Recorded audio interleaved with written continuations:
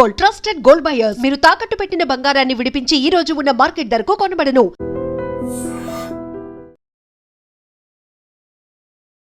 నమస్తే, welcome to I dream talking point with Kavitha.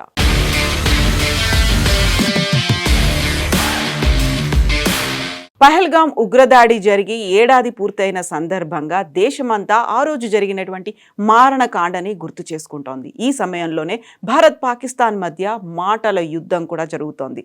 Pahalgam ఘటనలో తమ ప్రమేయం ఉన్నట్లుగా తెలిపే విశ్వసనీయమైనటువంటి ఆధారాలు చూపించడంలో భారత్ పూర్తిగా విఫలమైందని పాకిస్తాన్ నిన్న ఘాటుగా విమర్శించింది. పాక్ సమాచార శాఖ మంత్రి అతావుల్లా తరార్ ఒక ప్రత్యేక టెలివిజన్ ప్రకటన ద్వారా భారత్పై తీవ్ర స్థాయిలో విరుచుకుపడ్డారు.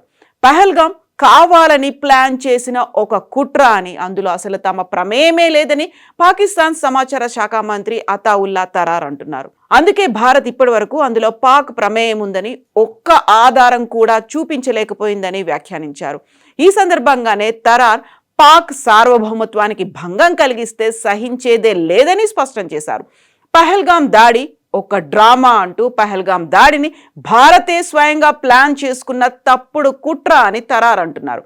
ఈ ఘటనపై స్వతంత్ర అంతర్జాతీయ విచారణ జరపాలని పాక్ ప్రధాని షహబాజ్ షరీఫ్ చేసిన ప్రతిపాదనను భారత్ కావాలనే పక్కన పెట్టిందని తరార్ ఆరోపిస్తున్నారు. సంఘటనా స్థలానికి పోలీస్ స్టేషన్ కు మధ్య దూరం ఎక్కువగా ఉన్నప్పటికీ దాడి జరిగిన 10 నిమిషాల్లోనే ఎఫ్ఐఆర్ నమోదు చేయడం చూస్తుంటే ఇది ముందుగా వేసుకున్న ప్లాన్ అని అర్థమవుతోంది అని తరార్ విశ్లేషిస్తున్నారు. అంతర్గత సమస్యలను బయటపెడుతున్నటువంటి భారత్ తన అంతర్గత ఉగ్రవాద సమస్యలను బయట దేశాల మీదకు నెడుతోందని, అంతర్జాతీయంగా గుర్తింపు పొందిన జమ్మూ కాశ్మీర్ వివాదాన్ని మాత్రం తన సొంత విషయంగా చిత్రీకరిస్తోందని తరార్ ఎద్దేవా చేస్తున్నారు. భారత్లోని మైనారిటీలు, ముఖ్యంగా ముస్లింలు హిందుత్వ భావజాలం కింద అణచివేతకు గురవుతున్నారని తరార్ విమర్శించారు. కుల్భూషణ్ జాదవ్ అరెస్ట్, విదేశాల్లో సిక్కు నేతలపై దాడులు భారత్ అనుసరిస్తున్న ఉగ్రవాద విధానాలకు నిదర్శనమని అని అంటున్నారు. అంతేకాదు పాకిస్తాన్ సార్వభౌమత్వానికి భంగం కలిగిస్తే సహించేదే లేదని హెచ్చరించారు తరార్. ప్రధాని షహబాజ్, ఫీల్డ్ మార్షల్ ఆసిమ్ మునీర్ నాయకత్వంలో దేశ రక్షణ దళాలు ఏకతాటిపై ఉన్నాయని స్పష్టం చేశాడు.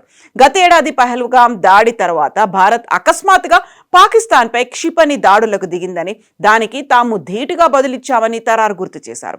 ఈ దౌత్య ఉద్రిక్తతలు చివరకు యుద్ధానికి దారితీశాయని, పాక్ దళాలు 7 భారత్కు చెందినటువంటి యుద్ధ విమానాలను, అందులో 3 రఫేళ్లు కూడా ఉన్నాయని, డజన్ల కొద్దీ డ్రోన్లను కూల్చివేశామని తరార్ అంటున్నారు. భారత్ గర్వంగా చెప్పుకునే S-400 రక్షణ వ్యవస్థను కూడా తాము ధ్వంసం చేశామని చెప్పారు. ఈ సైనిక చర్యను పాక్ మార్కా-ఏ-హక్ అంటే సత్యం కోసం పోరాటంగా అభివర్ణించుకుంటోంది. అమెరికా మధ్యవర్తిత్వంతోనే మే 10న కాల్పుల విరమణ ఒప్పందం కుదిరే వరకు ఈ ఘర్షణ కొనసాగింది అనేది మనకు తెలిసినటువంటి మాట.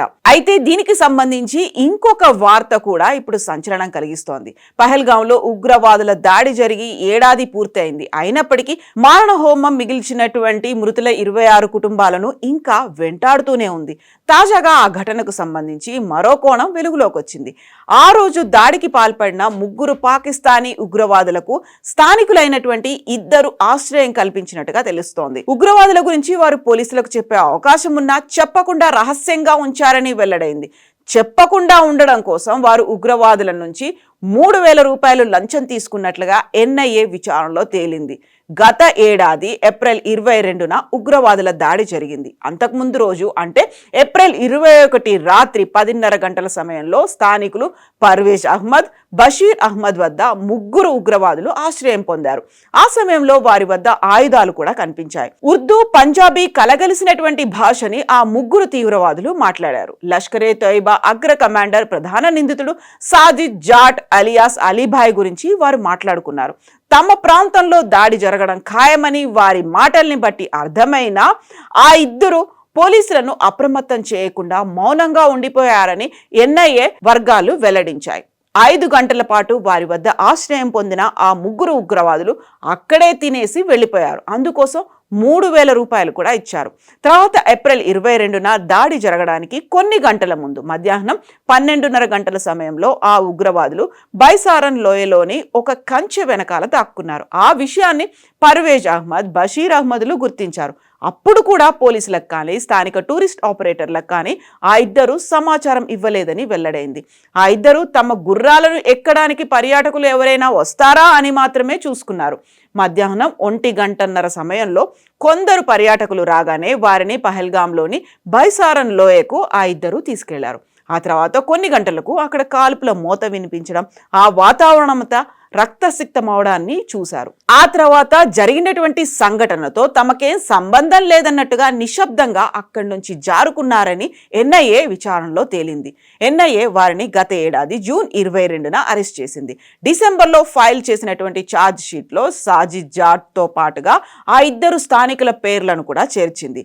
మొత్తానికి 3,000 రూపాయల కోసం ఆశపడి 26 మంది పర్యాటకుల ప్రాణాలని ఆ ఇద్దరు స్థానికులు తీసినట్టుగా భావిస్తున్నారు. సో 3,000 విలువ 26 ప్రాణాలు. ఇప్పటికైతే అక్కడ ఉన్నటువంటి స్థానికులు వారి ఉగ్రవాదులకు హెల్ప్ చేశారు అనేది అయితే ఐడెంటిఫై చేశారు. బట్ జరిగినటువంటి ఉగ్రదాడి కేవలం భారత్ చేసినటువంటి కుట్ర, ఒక పెద్ద డ్రామా అనే మాటని పాకిస్తాన్ ఇప్పటికి కూడా చెప్తుంది. అంతర్జాతీయ సమాజం జరిగినటువంటి దాడిని ఖండించినప్పటికి కూడా పాకిస్తాన్ తన బుద్ధి మార్చుకోలేదు అనేటువంటి విశ్లేషణలు కూడా వినిపిస్తున్నాయి. మీరేమనుకుంటున్నారో కామెంట్స్ రూపంలో తెలియజేయండి. And for more videos, Please subscribe to iDream. Please subscribe to iDream. Please subscribe iDream. And please subscribe to iDream. For more videos, subscribe to iDream. please like, share and subscribe to the channel. Congratulations, iDream. Subscribe to iDream. Subscribe to iDream. So subscribe to iDream Media. iDream की iDream team अंदर की huge congratulations. Please subscribe iDream Media. Please subscribe to iDream. Subscribe iDream. Please subscribe to iDream. iDream అంటే నా కళల ఛానల్ను subscribe చేసుకున్న నోరు తిరుగుతలేదు. మీరైతే గంట గుర్తు కొట్టండి. For more such videos, please subscribe to iDream. Subscribe to iDream. Please subscribe to iDream. Please subscribe iDream Media. Please do subscribe to iDream. Please subscribe to iDream Media. For best entertainment and information, please subscribe iDream. And don't forget to subscribe to iDream.